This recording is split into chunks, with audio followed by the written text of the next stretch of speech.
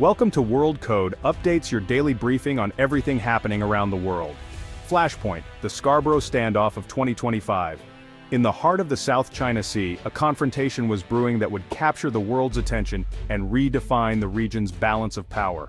Breaking news, tensions flare in the South China Sea as Philippine and Chinese vessels face off near Scarborough Shoal. The waters, already a hotspot for territorial disputes, suddenly became the stage for a high-stakes standoff, with both sides refusing to back down. This was the headline that flashed across screens worldwide on July 31, 2025. Newsrooms from Manila to Washington, Beijing to London scrambled to cover the unfolding crisis, as millions watched in real time, anxious and uncertain about what would happen next.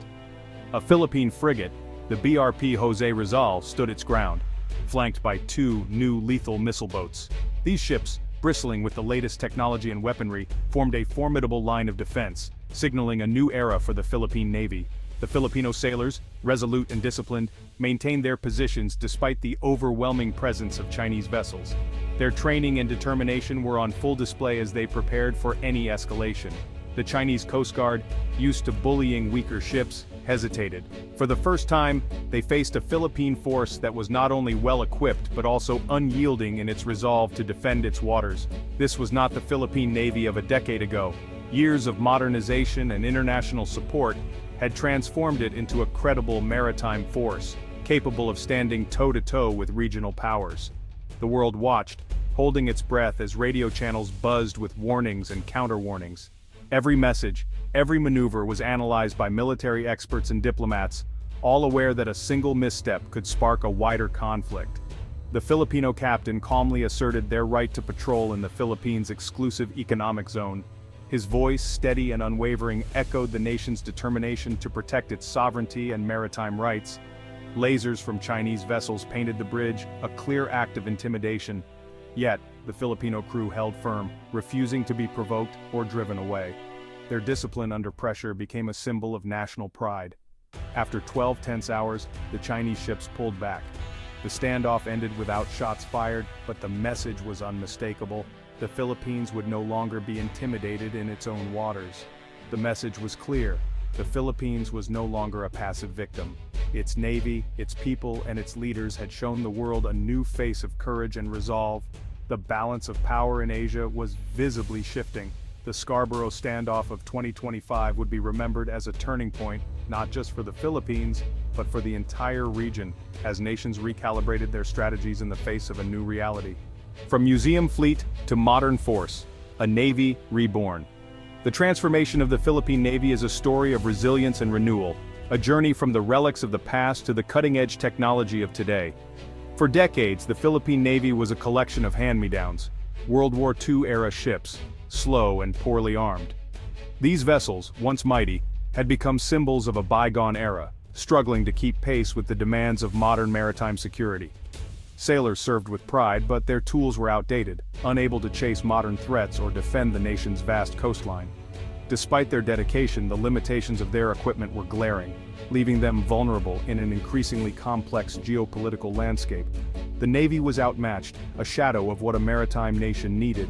The sight of these aging ships next to modern foreign warships highlighted the urgent need for change. In 2012, the Philippines lost Scarborough Shoal to China, a national humiliation and wake-up call. This event underscored the critical importance of having a capable and credible naval force. It proved that diplomatic protests meant little without credible military force.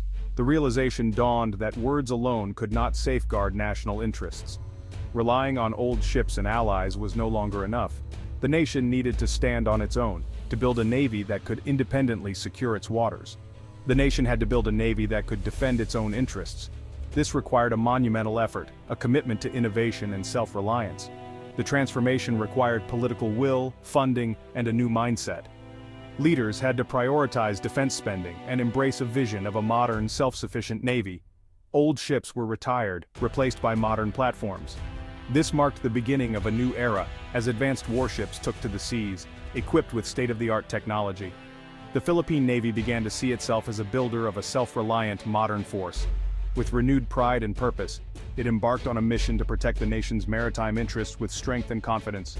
The spark of change, why modernization became a national crusade. In recent years, the Philippines has found itself at a crossroads, facing new and complex challenges that have tested the nation's resolve and unity. The call for modernization did not arise overnight. It was the result of mounting pressures and a growing awareness that the country's security environment was rapidly evolving. Repeated incursions into Philippine waters were not just isolated incidents, they were direct insults to the nation's sovereignty and dignity. These confrontations, especially in the South China Sea, ignited a powerful sense of nationalism among Filipinos from all walks of life. The sight of foreign vessels encroaching on traditional fishing grounds stirred anger and a collective determination to defend what is rightfully theirs. As a result, modernizing the Navy quickly became a popular demand, a matter of national honor and pride. Public rallies and widespread support for the armed forces reflected a united front, with citizens rallying behind the call for a stronger, more capable military. The country's defense doctrine underwent a significant transformation, shifting its focus from internal threats like insurgency to the pressing need for external defense. Leaders and strategists recognized that the greatest danger now came from the sea, where the nation's borders were most vulnerable.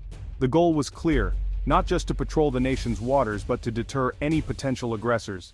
The Navy's mission expanded, emphasizing vigilance, readiness, and the ability to respond to any threat. Relying solely on the United States for protection was no longer seen as sufficient. Filipino leaders realized that true security required building their own capacity, investing in homegrown strength, and taking responsibility for the nation's defense. This shift towards self-reliance marked a new era of political maturity. Debates in Congress and policy discussions reflected a growing consensus that the Philippines must stand on its own feet. Defense spending rose significantly, backed by the passage of the Armed Forces Modernization Act. This landmark legislation provided the resources needed to upgrade equipment, train personnel, and strengthen the military's capabilities. The modernization program aimed to build a credible deterrent force, equipping the armed forces with modern ships, advanced aircraft, and state-of-the-art weapons systems. These upgrades were essential for protecting the nation's interests and ensuring its sovereignty. In a region marked by rising tensions and military buildups, modernization became a core national priority. For the Philippines, it was not just about keeping up with neighbors, it was about survival, asserting its place in the region, and securing a future where its people could live in peace and dignity. The new Steel Fleet, forging a credible deterrent. The Philippine Navy now fields modern frigates, corvettes, and fast attack craft. The class frigates, built in South Korea, are equipped with advanced missiles, radar, and sonar. Israeli-made class fast attack craft bring swarm tactics and rapid strikes. These new ships allow sustained patrols, protection of sea lanes, and real deterrence. The combination of long-range frigates and nimble missile boats creates a layered defense. An enemy must now contend with multiple threats from different directions. Training and support systems have also been modernized.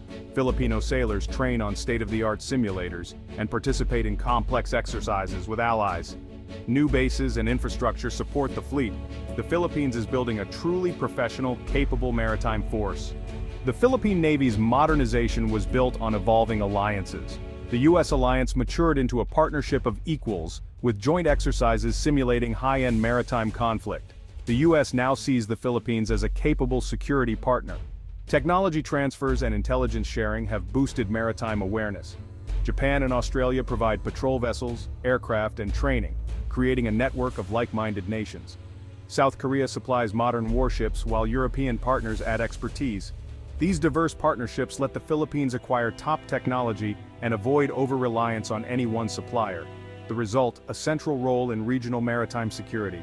The Philippines is now a key node in a web of cooperation. A modern fleet needs a modern strategy. The Philippines has turned its archipelago into a strategic advantage with distributed defense. Instead of concentrating forces, assets are dispersed across the islands, making them harder to target. A network of coastal radars, drones, and undersea sensors provides real-time maritime awareness. Fast attack boats hide among islands ready to strike. Land-based missiles create no-go zones. Frigates and corvettes operate from forward bases, extending the defensive perimeter.